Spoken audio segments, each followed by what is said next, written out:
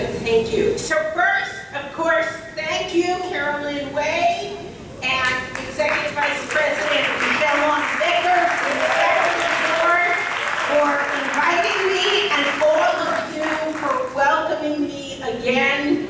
I think this is my 10th year. And I always say to you that this is my home local away from my home, and I do really feel that way, and I want you to know how much I really appreciate that. It means a lot to me. As always, I am asked to discuss with you the state of our state, what we have accomplished in the past year, what we are seeing going forward. And I will give you a bit of an analysis of last year and years before, of what our position is now, and then I'm going to set the stage for some of what I will be discussing this afternoon at the workshop about CWA Strong. Your convention theme is an exact description of our union in the past year. You put your finger on it. We have been stronger than the storm. As you know, the best way to survive a storm is to prepare for it. And even when we survive a storm, it doesn't mean that there isn't an extraordinarily difficult period of rebuilding. How many people have been members of CWA for more than 10 years who are here? Well, almost all of you. But you know, our younger folks coming in, they don't remember what it was like before Chris Christie. 10 years ago, Chris Christie was elected, and he began a wholesale attack on public services. He came in swinging an axe at us and began his tenure in office saying he was going to cut thousands of state employees from the rolls. He was going to privatize at least 30 different functions in the state.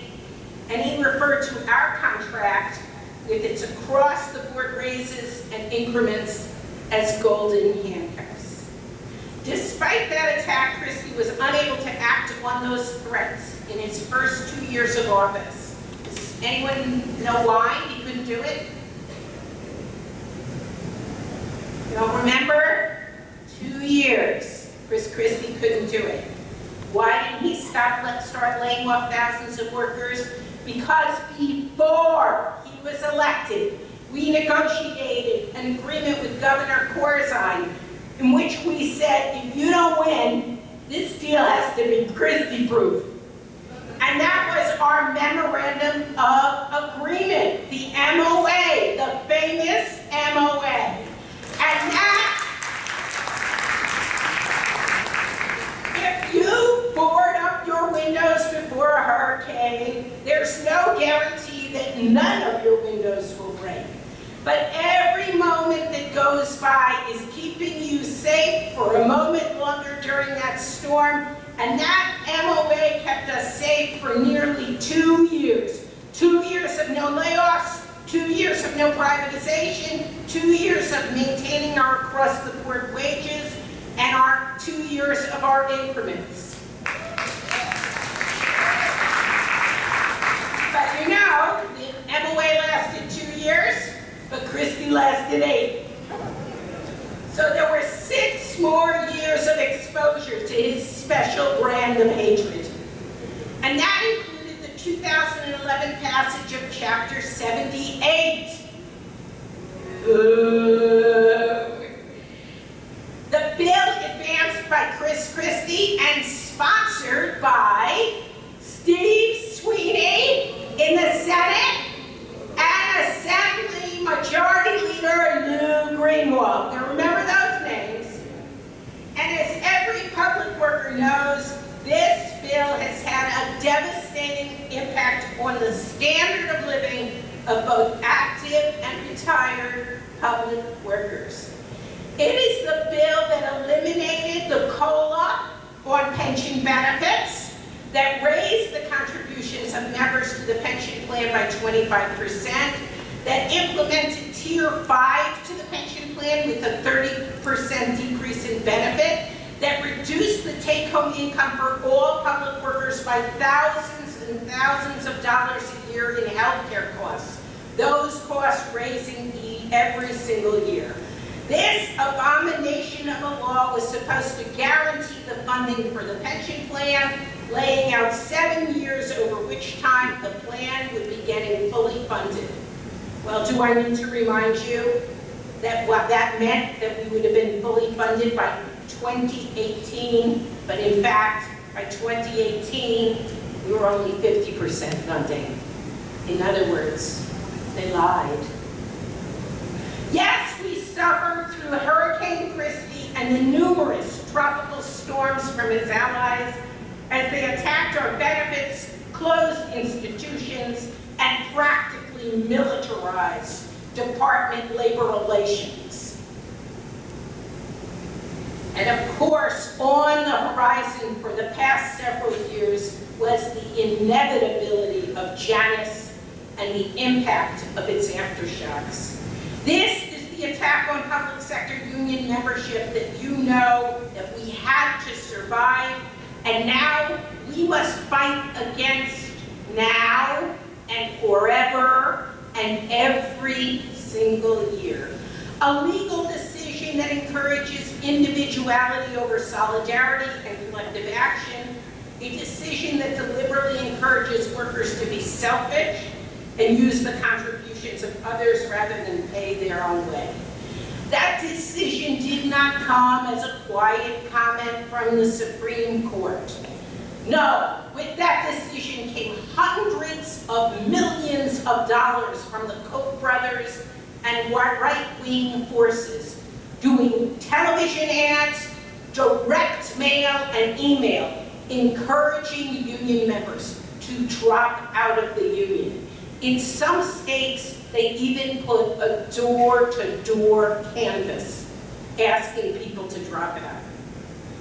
As you will hear and have heard, we prepared for that storm. We were ready. We knew it was coming. And unlike the climate change deniers, we did everything possible to build up against its full frontal assault. And no one did more than this local.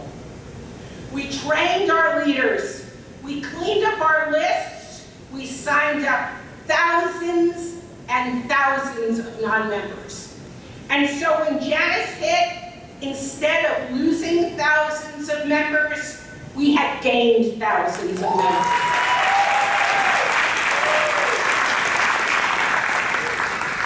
This local increased its membership by 20% over 2 years. But, and I will discuss this later today, there are many, many more storms on the horizon, and even with our outstanding work, we still lost the revenues of 20% of non-members who didn't join at all, and over the course of the year, 500 people in this state dropped out of the union. That wasn't 5,000, that was extraordinary work, but nevertheless, even in a year of our best work, there were people who dropped out of the union so they would not have to pay their fair share. Yes, sisters and brothers, we were prepared. We were stronger than the storm, but the storm causes damage nevertheless. And this is the life we will live in for a long time, as long as there is this Supreme Court. And that could take decades. And there is more to come. In the past year and a half, we have negotiated not one, but 2 stay worker contracts, as well as dozens of others. These are contracts representing the largest bargaining units in the country. And the preparation and negotiations for these contracts is a crushing amount of work. The number of hours at the table for contracts that involve many locals tens of thousands of workers in 21 different departments, in hundreds of divisions, and in thousands of titles. If these negotiations are not done well, it is a recipe for division instead of unity.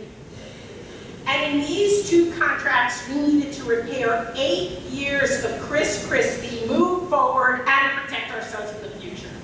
And I do not exaggerate when I tell you that the level of union work that is done in this state by your president, Carolyn Wade, by the rest of the local presidents, by our attorney, Steve Weissman, and under the leadership of our steadfast and tough as nails Vice President, Dennis Traynor. And most importantly, with the support of our membership, this is the finest work that's going on in the country by any union. Let's review. While many unions in similar situations as we negotiated weak contracts with Christie, rather than take the pushback from their members about not getting increments and clothing maintenance allowance, you held fast. You allowed your leadership to stand up and refuse to cave. And shortly after Governor Murphy was elected, we went to the bargaining table and we began the monumental task of undoing 8 years of hell. It is easy to forget this now, but in regaining worker retroactive increments and CMAs and across-the-board increases that were higher than those bargained by others, thousands and thousands of dollars in checks were distributed through that antiquated payroll computer system that is not as good as an electrified abacus. Millions of dollars in back wages were paid that everyone outside of our union thought we had lost. The threat of that loss led others to settle for less, for some to accept losing retroactive increments, and to even accept more crappy language. But we were stronger than the storm, and that first contract with Murphy created a reset where we got the money that had been frozen back and up the across-the-board wages while agreeing to no concessions. Because to be stronger than the storm, you must have courage. You must see and assess the risk, but you don't turn tail and evacuate if you can realistically hunker down and keep your home. And that is what we did with Christie. We didn't spit into the wind, but we boarded up our houses, we protected ourselves, and we never turned tail and ran. In the next contract, we had to actually repair damage and move forward. And that involved getting raises for 4 years. It involved with no zeros. It involved correcting increment language so that the next asshole who comes along can't destroy the step. It involved some relief for Chapter 78 using the CWA Unity Plan. And it involves some very, very difficult negotiations, including word-by-word changes in our disciplinary section, in other contract language, and putting back into the contract the job security language that we lost. This is the part of being stronger than the storm that is often misunderstood. What makes the labor movement different from every other movement? What makes a union different from citizen action, environmental groups, NAACP, working families? It is collective bargaining. It is that we are a permanent membership organization that periodically sits across the table and negotiates a legal and binding contract. And it is the ability and wherewithal to do that and recognize the moments and take advantage of opportunities when they are presented. And that is what we did this year. To be strong enough to withstand attacks, we have to be strong enough to rebuild during calm periods. We must be strong enough to re-engineer our foundations during the good weather, and we must make unbreakable bonds with those who help us weather those storms. I have spoken about preparing for the storm so that we are in the best position to withstand attacks, which is what we did with the MOA and by preparing for Janice. I've spoken about taking opportunities to rebuild and rebuild strong, even if it takes longer and is more difficult. I've spoken about re-engineering and recognizing weaknesses that left us vulnerable in the past, such as making sure we have future language on increments, re-engineering healthcare in order to provide for stable premium shares, rewriting language on job security. And I alluded to opportunity. What made it possible for us to do this? We had a partnership with Governor Murphy. Because if we had not had a partner at the table who was willing to do this, and yes, I think we are strong enough that we could fight any boss and we would be able to get some raises. And we are strong enough that we hold out and we don't give up our language. We've shown that before. But to build out and rebuild a healthcare plan or undo Christie's greatest damage, for that we need a partner. And Governor Murphy has been a real partner to CWA and to state services. That doesn't mean we don't fight management. We still fight management at the workplace. There's still management. Labor relations still sucks. The bosses are the boss, and they can be stupid in that special way that bosses are.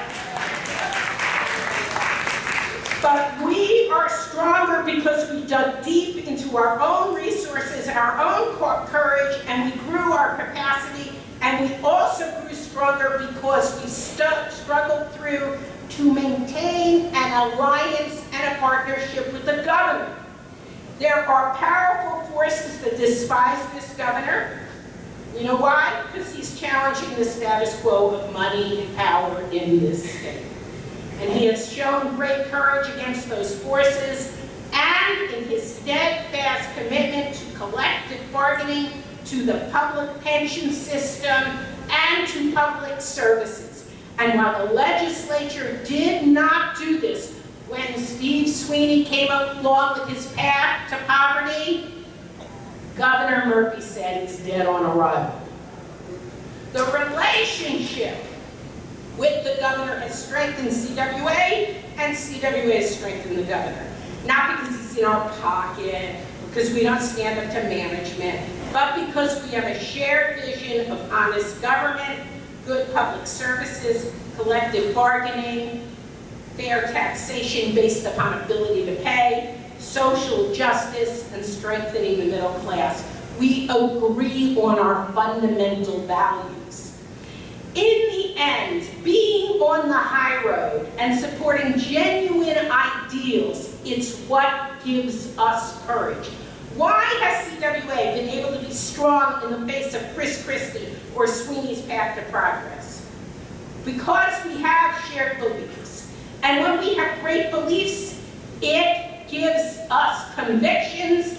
And when we have convictions, we have the courage of our convictions. If we were only a union to collect dues, or only a union so that our members got jobs and we didn't care about services, or only a union that stood up for active members and not for retirees that went before us, or only cared about the next raise and not the future, or only cared about members and not clients and consumers and the public, we would not have the courage, the ingenuity, and the commitment to work as hard as we did, to risk as much as we did, to accomplish what we had. And that is what stronger than the storm means. That is what I think this year has been about. We risked a great deal. We dug deep to expand our capacity and our wherewithal. We joined with partners. We stood up. We grew. We learned if we rely upon each other, we will do more than survive. We will grow stronger. We recognize the power and the danger of the storm. We know it continues to come for us in the form of Donald Trump, his new Secretary of Labor, a corrupted Supreme Court, the next Janus decision, Sweeney and the path to poverty. We still face them all. But if we maintain our solidarity, the courage of our convictions, we will grow stronger still.